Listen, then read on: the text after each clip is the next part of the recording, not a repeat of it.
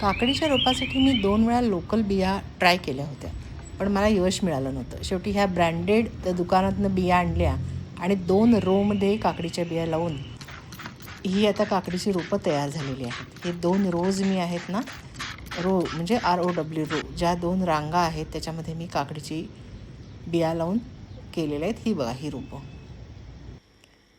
प्रत्येक खाण्यामध्ये 2-2 बिया घातल्या होत्या. त्यातल्या एक बी जर्मिनेट झालेली आहे.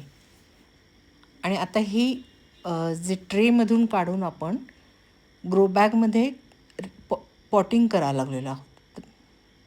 ग्रो बॅगमध्ये ह्या रोपं शिफ्ट करायला लागलेलो आहोत. कारण आता ती वाढायला लागतील ना, त्याला मोठी जागा पाहिजे, जास्त जमीन पाहिजे, जास्त बेस पाहिजे.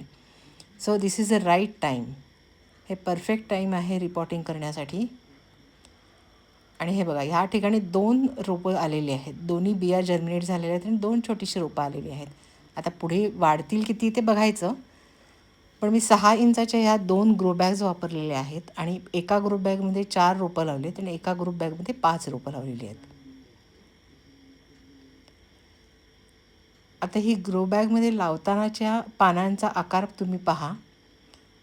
ही बघा, ही एक बीमधून आलेलं रोप आहे. हे बीचं अजून शेल जे वरचं कवच असतं ते अजूनही याच्यावरती आहे, पानांवरती अडकलेलं आहे ते.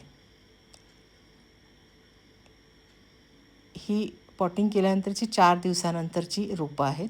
हे बघा, हे बी अजूनही पानात अडकलेले आहे.